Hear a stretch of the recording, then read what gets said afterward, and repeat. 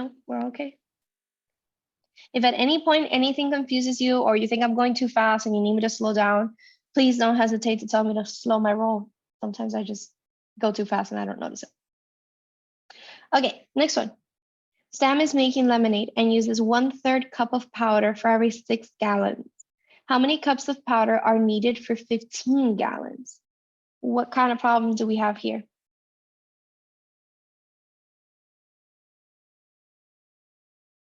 It's a rate. It is a rate, yes. It's a rate. You could also see it as a proportion. Either way, you're going to use a proportion to solve it. So something that I taught you guys is that like you can always tell when it's a rate because you see that there's kind of like an exchange. You get this, I get that. I get this, you get that. So you give 1/3 cup of powder and you need 6 gallons. So there's kind of an exchange of units there. So we're gonna go ahead and set up our proportion. Yesterday I had a student ask me like, oh, like for example, I'm gonna put the powder units at the top and I'm gonna put the gallons at the bottom. But some people ask like, can you just do it left and right instead of top and bottom? Yes, the point is that you have to match your categories, whether it be horizontally or vertically, but they have to match. So I get 1/3 cup of powder and I need 6 gallons. Now the problem states that I have 15 gallons. So 15 is going to go down here at the bottom and we want to figure out how many cups we're going to need. So we're going to go ahead and cross, multiply, and divide. I know the fraction is making you uncomfortable, but I promise you, you don't want to change that into a decimal because you're going to get 0.33333 and it's never going to end. And if you look at all of your answer choices, they're all fractions. So your safe option is to just stay a fraction. So powder X is going to equal to 1/3 times 15, everything divided by 6. Whenever you have a fraction and a whole number multiplying, you always multiply the whole number times the top, and then afterwards you divide by whatever number was at the bottom. So 15 times 1 would be 15 over 3, everything divided by 6. 15 divided by 3 would be 5 over 6. And that's it, you're done. You don't have to change this to a decimal. You don't have to simplify it because it's already simplified. So your answer is 5 over 6. That is the number of cups of powder that you're going to need for this lemonade. Okay. Okay with that one? Any questions? No. In a bag, there are several coins.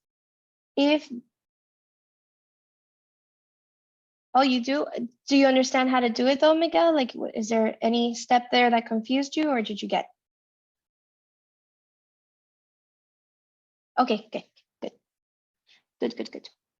All right, so in a bag, there are several coins. If there are 40 dimes and they make up 20% of the coins in the bag, what is the number of coins in the bag?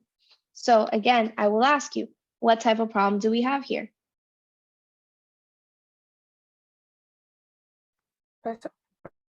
So it is a problem. Yes, it is a percent problem. I will ask you this. Are we looking for a part or are we looking for the whole in this problem?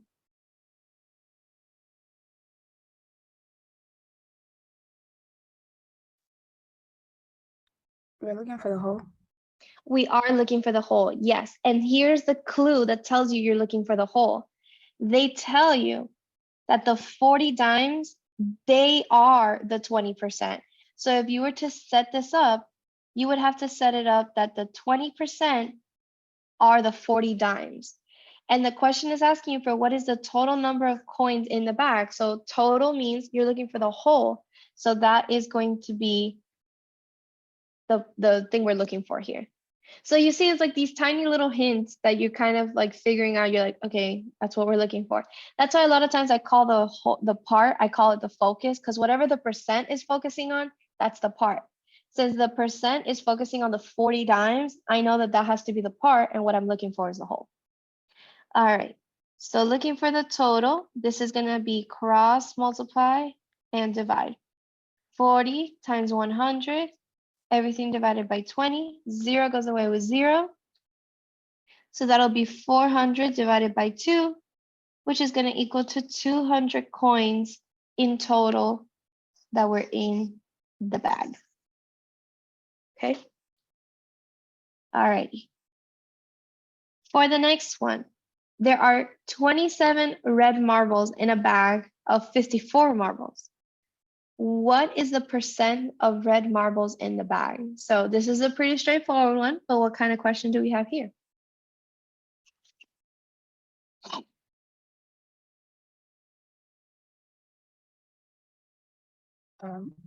A rate/proportion problem? Mm, Or is it just a proportion? well, you're going to use a proportion, but a specific proportion. What are they asking you to look for? A percent, yeah. So it's another percent problem, but you see that they worded it super differently that you wouldn't think normally, oh, it's the same type of problem. But because they specifically ask for the percent, that's your big giant red flag saying, okay, this is just a percent problem.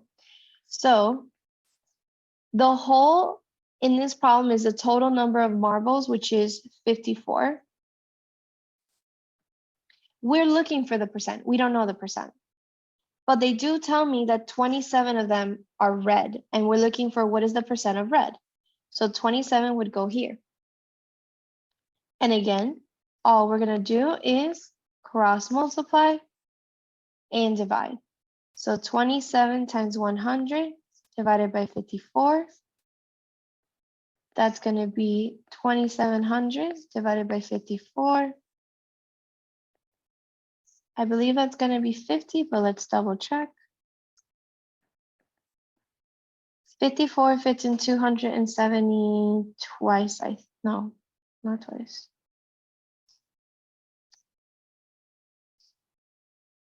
Let's try 5, because I think 50 fits in 255 times. No, 5 times 4 is going to be 20. Carry the 2. Yeah. And then bring down the 0. So that means that it is going to be 50%. So 50% of the marbles inside the bag are going to be red marbles. Okay. Any questions so far? Anything confusing you so far? No. Okay. A blueprint shows a room that the length is 8 inches and the width is 9 inches. If the actual length of the room is 9 feet, what is the width of the room? What kind of problem do we have?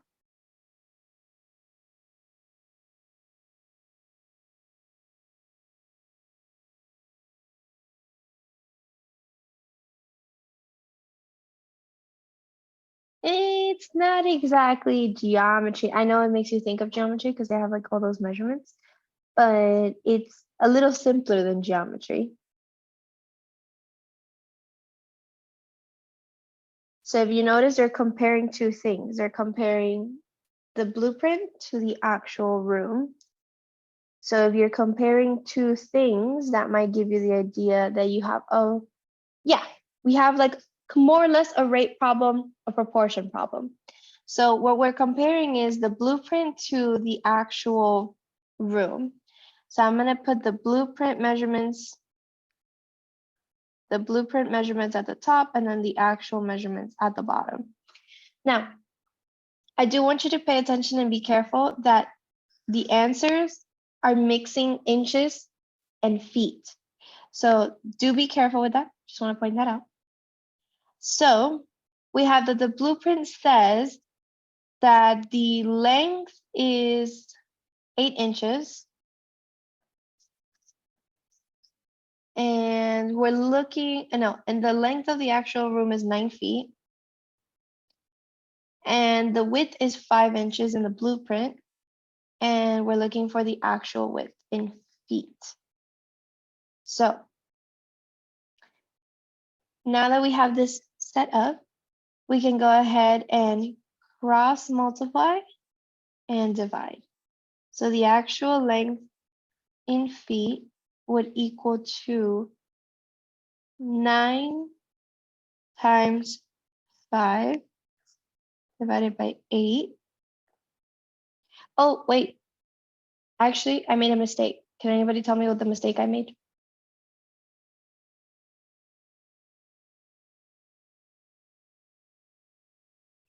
I made a little mistake that I have to fix before I do this problem. Can anybody tell me what silly mistake did I make? We need to change inches to feet. Feet. Yeah. Yes, very good. Yeah, I forgot to make my units the same. Yep. All right, so let me just go ahead. So we're gonna take these 9 feet and I need to make sure they're inches. And I'm just gonna change them to inches because it's a lot easier to go from inches to feet. I'm sorry, from feet to inches, but if you wanna go the other way around, you're still gonna get the same answer in the end. So anyways, I'm gonna take these 9 feet and I'm gonna multiply them times 12, and that's gonna give me a total of 108 inches. That is the value that I'm gonna put here. All right, so now my units match. We're good to go. Okay, now we're ready. So we cross multiply and divide. So the actual, what is that? The width is going to equal to 108 times 5, everything divided by 8. 108 times 5 going to be 40. Carry the 4. 0 plus 4 is 4, and 5.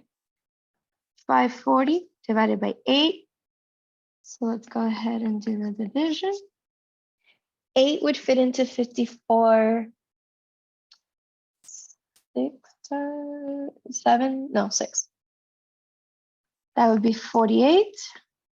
Here we subtract, we get 6, and we bring down the 0. 7 times. That would be 56. I get 4. I'm going to put a decimal, add a 0, and bring it down, and that would be 5. So this is going to equal to 67.5. And remember, the unit that we were working with was inches. So what happens if you never multiply that? To get If 108? If you had not multiplied it to get 108, then your units would have been all mixed up. So you wouldn't have known if your final answer would have been in inches or in feet. And then you wouldn't be able to tell which answer is correct because the answer choices are themselves mixing feet with inches. So yeah. Plus, you wouldn't have gotten even like a number close to it because had you left it as 9, you would have had 9 times 5 is 45. And then 45 divided by 8 is not a pretty number. It's like a weird decimal. Yeah, it's like 5.62 something. So it wouldn't have shown up. So yeah. So again, whenever you're working with problems like this that